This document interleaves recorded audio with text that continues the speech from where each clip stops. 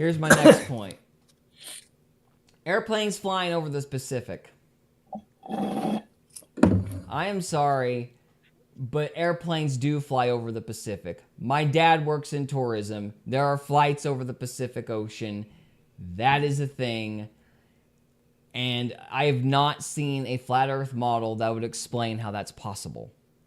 I don't even know what you're asking right now. All What do you right. Well, the mean? way that these flat Earth models are, you've got basically Australia over on one end. I'm trying to do this with the camera. Australia is like on this side, and then you got Southeast Asia on this side, or you've got Chile on this side, or Southeast Asia on this side. And the flat Earth community seems to claim that you can't make flights over the Pacific Ocean, which I don't know why they would say that, because that happens constantly. I don't So, know why they would say that either. yeah. So there's definitely flights over the Pacific Ocean. Now, that seems to be a problem with the models I've seen, because if you've got South America over here and you've got Southeast Asia over here, it seems like the distances would be greater, because in theory with the flat Earth model they would be on opposite ends of the planet. Am I misunderstanding that? Like if they're on a plane and the plane isn't moving, then you've got to start at the far west in Southeast Asia, and then you've got to fly all the way to the far east to get to Chile. So you'd in fact be like hypothetically be doubling your distance. Am I wrong? I don't understand what you're asking.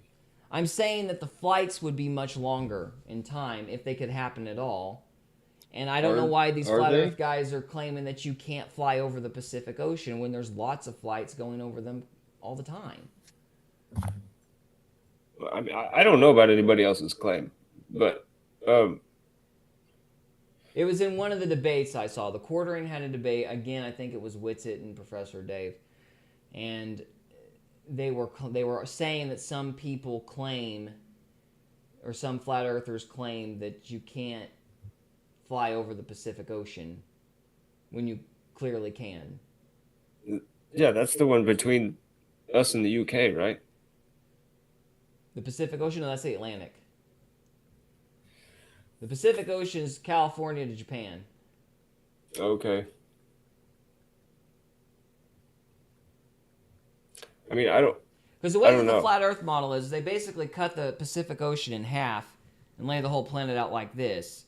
So in that scenario, you'd have Southeast Asia over here, and then you'd have, let's say, Chile over here. So you'd have, hypothetically, yeah, Asia and Australia like on opposite ends of the planet by that model. That's the issue. So because of the way some of these models, and that's something I was going to get into. There's so many stinking models. They don't all say the same thing. So it's like hard to nail anything down. But according to at least some of the models, you would have Asia over here, and then you'd have Chile over here, and the plane would have to literally fly from one end of the planet to the other. They And would. how long does the flight take? I don't Actual know flight. exactly. Typically, I think Dad's flight to New Zealand was something like 18 hours. It's a long ass flight. Yeah, it's a long flight, but I don't know if that's So enough what's the to problem? account like that distance that they're claiming would be doubled on a flat Earth model. And it's not? Are you saying it's not? Yeah, what they were saying was that flights over the freaking Pacific don't even happen, like they don't exist. Which I was like, that's insane. Dad flies over, like he's in tourism. He takes old people across the Pacific. So I don't know why Yeah. people would I mean, claim I just that. think of it as part of like the Great Circle, you know? I mean, like the Great Circle route, you know? It's like following the equator. I don't know. They were just saying in some of these models, but again, that's part of my point, and I'll get to that at the end. But some of these models make it to where you can't even have flights over the Pacific. Like they say it's impossible. I don't know. That's silly. Yeah, I don't agree with I that at don't all. claim a model because I don't know. I don't know. Well, I'm telling you, all the flat Earth models are crap, because the essential problem is they solve some anomalies and then they don't solve others. But Yeah. I'm Yeah. Like I'm I fast don't know. forwarding Like to the the end circle, there. The circle makes sense, but the sun goes in an analemma, I don't know which what is a that. figure I don't know eight. what that is. An It's a analemma. figure eight. How does it go in a figure eight? It does. Like when planes have followed it, it goes in a Okay. big figure eight. And right at the that cross section where the points meet, Uh huh. that's summertime. That's when everything grows. You'll have to explain that to me later because I that's a new point, and I'll have to see what you mean. But I'm gonna finish my spiel here, and I want you to All right, hold go for it. that thought because that is interesting to me. Well, let me ask you this first of all: could the tilt have something to do with that? The tilt of the Earth? Um, Because I would think if you've got those kinds of I don't know. variations, it would be due to a tilt in the planet going back and wobbling. Look, this is an old feed or grain company. Uh huh. Get it? Yeah, I Like that see it. figure I've eight, got and then the the plant comes out of the middle of it. yeah. You got the figure eight, and you got the corn. I don't know. That's That's what interesting. that's all I about. don't doubt that the sun. I'm going to take your word for it that the sun does a figure eight. I'm saying, even if it does, wouldn't the tilt of the Earth just as easily account for that? Um, I don't know. Maybe I don't think about it Okay. like that. Well, we'll move on. So, point G, 24-hour sunlight in the poles. The way that Whitsitt, and I think somebody else explained it, but I think it was Whitsitt mostly explained it, was you've got this rim effect. And essentially, the sun shines around the dome, and you get a ring of light at the edge of the dome. Coffee cup caustic. Yes, coffee cup caustic, he used that term. In my mind, there are several problems with this. Number one, it's not just 24-hour sunlight in these cycles. You get 24 hours of darkness. Now, if you've got light basically reflecting off the dome, that isn't going to go anywhere. And it doesn't matter where the sun is. As long as the sun is able to shine light on that dome, the dome's going to continue to have that ring of light around it. So there shouldn't be the 6 months of darkness on these poles. That doesn't make sense. Like if you can't use 24-hour light to account for, you can't use this caustic to account for the 24-hour light and then ignore the 6 months of darkness. Yeah, you can. How? Because the sun's going to be shining around that dome, transferring that light no matter where it's located. So, there we go. Okay. So if the sun's going around a circle, say my fingers are the equator, right? And so the sun during the seasons, its path, it's going to get bigger and smaller. So that puts it closer and further away from the, I guess you'd say the firmament. So if it's up in the sky, if it gets too far away from the firmament, it's not going to reflect that light back into it, and that's the months of the year where it's going to be winter. I disagree. If you're where it's going to be up in the North Pole, it's going to transfer the light because it's a prism. It shouldn't even matter if it's in the center. Amount. Like there isn't a scenario where you have so little light that it wouldn't be reflecting off the dome at all. In the very center. In the very center, it ain't going to be in the very center for 6 months. I mean, I would say no. It doesn't matter if it's in the center, but even if it were. I mean, that doesn't account for the amount of time that it's dark. The end of it's like a spiral, like an upside down tornado. So like the sun is doing this. Well, you got a whole other problem if you do that, because the closer you get to the dome on a plane, the more and more daylight you have throughout the entire planet. The higher up it gets, even if it's smaller, that beam is going to broaden, and so you're going to get more and more and more day. And then on not only that, the closer you get to the dome, then you're going to have more light starting up from the top, and that light's going to transfer down to the rim. And so it's going to get brighter and brighter and brighter. And so if you've got the sun closer to the plane, you're still going to have light because it's reflecting off the sides of the dome. If you go further up, it's still going to reflect off the top of the dome. I don't see a scenario where you get 6 months of darkness, unless I just don't understand light at all. I don't see a Is that what they scenario where say the in coffee cup Antarctica? caustic would explain the darkness that you get for half the year. Is that what they say? It's 6 months of darkness in Antarctica?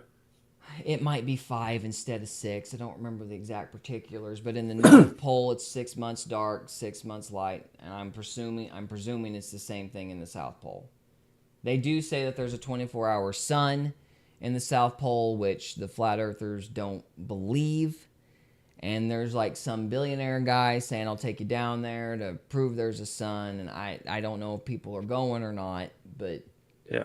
there's a whole thing with that. But Yeah, he I'm was just excited talking about about the light itself. And I'm like, well, if you're just talking about the light refracting and you don't even need the sun, fine. But how do you account for the periods of darkness then? Because they're cycles. Now, maybe it's a month instead of 6 months, but it's still the same problem. So how do you account for where the light's going for part of the year in this coffee cup caustic thing? I mean, look, so this is conjecture, not conjecture. You could call this more spiritual than scientific. Okay. But so like the way the sun works is the story of Christ.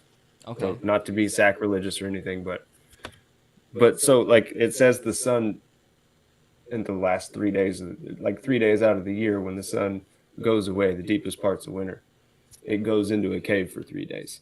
Mm-hmm. Like so it goes up into like the very tip top, which could be like a tit kind of, you know? Mm-hmm. So if you think about it like that, I mean, like, yeah, it could get out of, you know what I'm trying to say. You know, get where the light's not reflecting out there. Okay, sorry, say that again. To get where the light's not reflecting out there, like it has that. I don't know. I don't feel like it would be that far out to say that. I could be completely wrong. I could misunderstand how light works. But in my mind, if you're going to use the coffee cup caustic, then you've got a problem with the sun projecting light around that rim year round. And that's not what we see. That's the issue. And not only that, I don't know. if it's projecting light year round, heck, even if you couldn't see the light year round, you're still going to have issues of temperatures. It should not be that blasted cold if you're getting perpetual sunlight. And this is also a broader problem with the dome model, because I would like to know how they explain the greenhouse effect then, because if you've got a dome, and I mean, I suppose this dome could be astronomically large, and maybe that's the case, but when you've got a sun that's basically a nuclear bomb that's producing heat exponentially, and then it's in an enclosed capsule, then that heat is going to get absorbed by the glass, and the bottom line is you're going to get a more evenly dispersed temperature throughout the dome. It's the greenhouse effect. It's quote-unquote global warming. No. All right. Explain why I'm wrong. Because the sun isn't that kind of energy. It's not like a heat lamp. It's like a convection oven. It's like a microwave. Well, it doesn't matter. The heat's heat, and it's going to get trapped by No, that that's dome. not true. Why not? That's not true. Because you can stick... like different things heat up differently in the sun. So it's like whatever's going to... It's radiation. It's not direct heat. It doesn't make a difference what kind of heat it is. If that heat gets trapped in a dome, that heat is going to get transferred throughout the air, and that's going to create more even temperatures. I don't know what difference it would make the kind of heat. It's a superfluid. There's no conductor inside there. Okay, well then a superfluid then. It doesn't matter. You're still going to have heat trapped under the surface. When you turn your microwave on, does it heat up the entire inside of the microwave? No, it doesn't. No. But it does transfer the heat directly into the object. No, it radiates it. Okay. Still, the food's hot. Yeah. And if you allow that heat to go on long enough, it will raise the temperature of the air in the microwave. That's going to produce, it's still going to produce an effect. No, it's not going to be right away, but that heat changes to kinetic eventually. And the second it changes to a kinetic kind of heat, it's just going to transfer out into the air. So you're still going to have the same problem. But it doesn't. What do you mean? I mean, when you have heat and you've got a dome over it, to my mind, that heat has nowhere to go. Like in the round Earth model, that heat is in part escaping into space. So you're losing some of the heat at all times. But if you've got a sun and it's in an enclosed dome, where is the heat going? It shouldn't matter what kind of heat it is. It gets because turned into energy. the kind of heat changes dependent on the medium. So I don't see how that would make a difference. The heat has to go somewhere. And so it's just like, why you would put a dish over a roast beef. It keeps it hot longer because it traps the heat. Well, if you've got a sun under a dome, presumably that heat's going to be trapped and it's going to keep burning and burning and burning and burning. Where's the heat eventually going? Like, is there space on the other side of the dome and the heat's being lost that way? Is it like what are the mechanics? Because you've got a problem with seasons. And to my mind, if you've got something burning and hot under a dome, that's going to transfer heat more evenly, and you're not going to have such dramatic seasons. It's the greenhouse effect. That's why Ken Hovind and the creationist guys would say that the planet was tropical for so long because there was a canopy over the Earth. It was trapping the heat, increasing the air pressure and the oxygen levels, and creating a completely different environment. That's why the liberal guys are freaking out about global warming, because they're claiming the clouds can trap the heat and it's going to melt the coast and we lose New York, which, but that's the problem, is heat gets trapped in the atmosphere. Well, in a dome model, I mean, I'm assuming this dome is huge, but where's the heat going? Especially if there's no space. Well, that's two different models of sunshine, buddy. So the space model, it's a gas giant, right? So that's direct fire heat. Like, that's fire heat. I think it's nuclear fusion. Well, they say it's gas, right? If I tried to talk about it, I'd just be showing I'm an idiot. From what I understand, this is the crux of the argument right here. And that's about as far as my knowledge goes. Is it fire or induction? It's not fire, because fire requires oxygen. It's a chemical reaction more than it is anything. That's why it's nuclear fusion. It's a whole other model. Would the sun burn your skin? Yes. Like, if you touched it, would it burn your skin the same way fire would? Yeah. Okay. So that's like a thermal heat, right? That's a direct heat. Mm-hmm. You can get too far away from it. A microwave, you're being radiated. It's like microwaves. Okay? So it's like wireless energy, if you think about it. Yeah, I mean, it's still going to burn your skin, though. Well, it's different. You're being radiated from the inside out. It's not thermal heat. Okay, but it's two different kinds of sunshine. The end result is still going to be thermal heat, though. No. Why not? I mean, your food is hot. Think about a microwave. That's how the sun works. Yes, but Cody, your food is still hot when you're done with the microwave. So you're still getting heat produced in the food. It doesn't matter, But it got heated up from the inside out. Yeah, fine, but the heat still has to go somewhere, and if you leave it in the microwave, it's going to change the temperature of the air inside the microwave. The thing inside it will, yeah. Yeah, exactly. That's my point. So you've got this. It doesn't matter what kind of heat it is, because the heat... Everything's balanced. Huh? Everything's balanced. That's the whole thing. So, like, radon, iridium, what do you want to call it? I don't know. The nuclear power shit. Okay. What do you call it? Radium? What are you trying to identify? I'm not sure. It's like an orange rock, right? And it just gets super hot. There's uranium, plutonium. Uranium. Okay. Okay, so basically nuclear power is they take one of those rocks, they put it in a pot of water, and they run the plant off of that steam. Mm-hmm. Okay, so there's not a lot of things in this earth that will do that, right? That will hold that, they won't capacitate that much energy. And so most things won't, but like that's what's going on is like that rock, it's a major capacitor for the sun.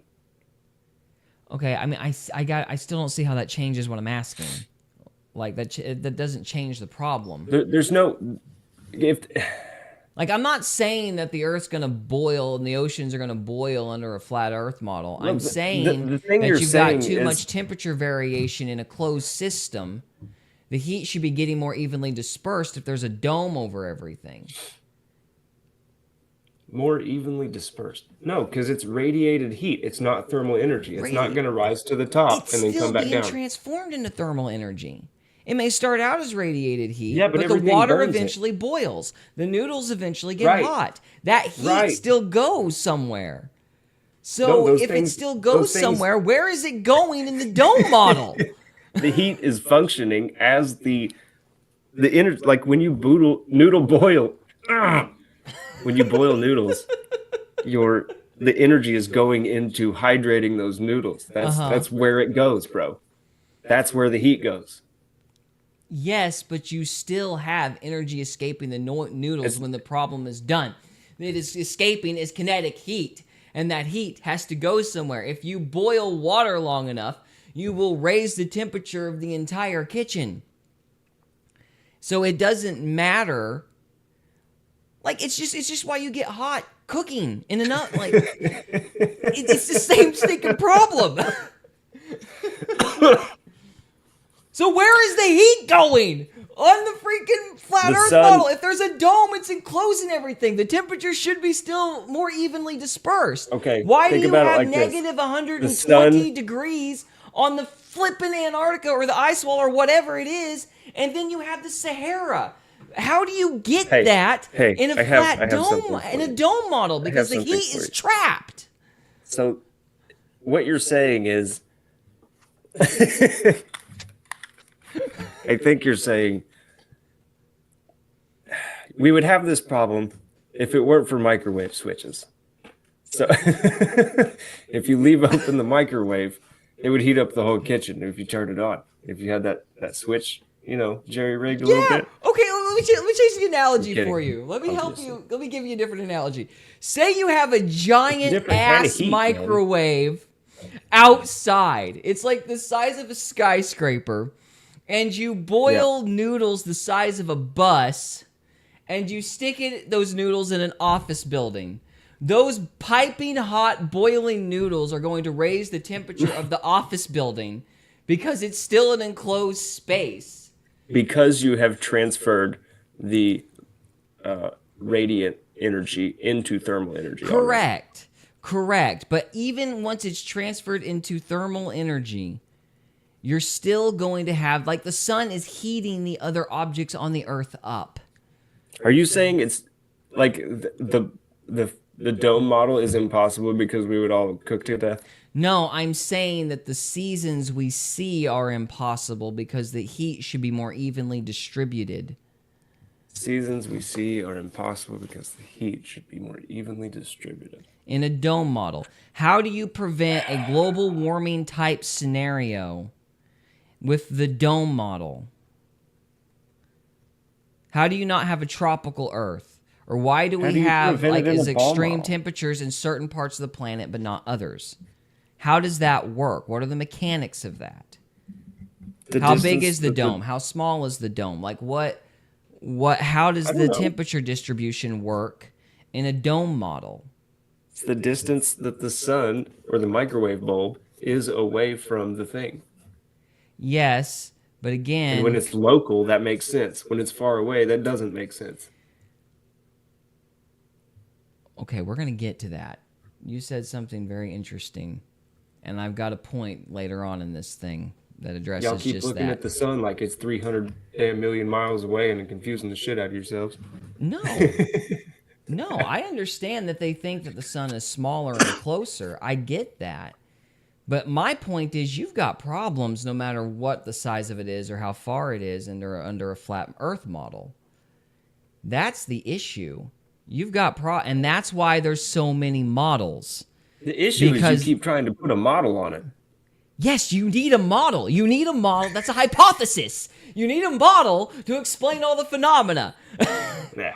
And they can't agree on a model because every model explains some scenarios, but not others. So for example, these guys can't even agree on whether or not the sun is under or over the dome. They argue about that. Well, if it's above the dome, how the heck do you get the tides? If it's under the dome, how do you have seasons? How do you have the seasons that we have?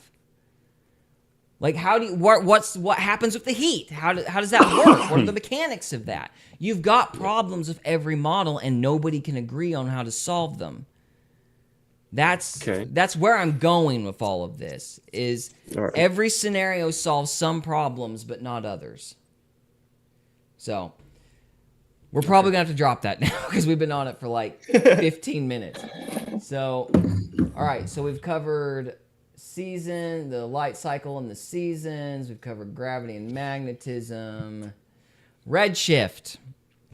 Okay. My favorite. Yeah. So redshift. I've explained this before. It's basically same thing as like sound. You know, when a truck is passing you, get this. It's because the sound waves are closer together and they stretch further out as time goes on. And so because light does the same thing, and red is more stretched out light waves, blue closer together light waves, this implies motion with the stars. But even if it didn't imply motion in the stars, it would imply depth. So, are the stars above the dome? Are they under the dome? How much depth is there? How does the flat Earth model account for the red shift? Because first and foremost, I don't know how in the world you can create a red shift model without saying that the stars are moving. And furthermore, if the moon is moving away from the Earth, and from the biblical standpoint, in what sense are the sun and the moon and the stars fixed if they're moving? So, food for thought, but either way, how do you account for space not being real if there's depth among the stars?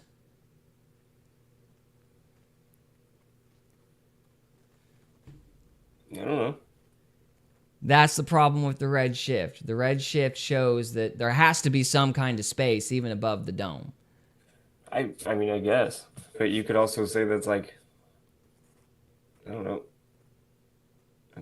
camera stuff. I mean, like... Camera stuff. Yeah, like lenses not focusing and all that kind of thing. Lenses not focusing is not going to create a red shift. That's not how that works. Man, I don't know. I think all that shit's stupid. You got a problem with the red shift. The red shift creates an issue. So there's that. Let's see what's next. I think it's pointless hermeneutics or whatever that word is. It's not hermeneutics. Hermeneutics is the scripture of the Bible. Like, it's studying the Bible scriptures. This is like the red shift. These are guys trying to disprove the Bible.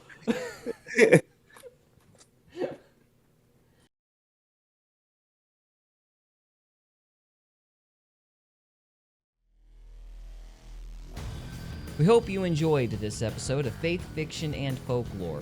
If you did, we would love it if you would subscribe to us on YouTube or follow us on Rumble. We can also be found on X, Instagram, and Facebook. And we are available on Spotify, Apple Podcasts, Amazon Music, and iHeartRadio. Thank you again very much for listening, and we'll see you next time.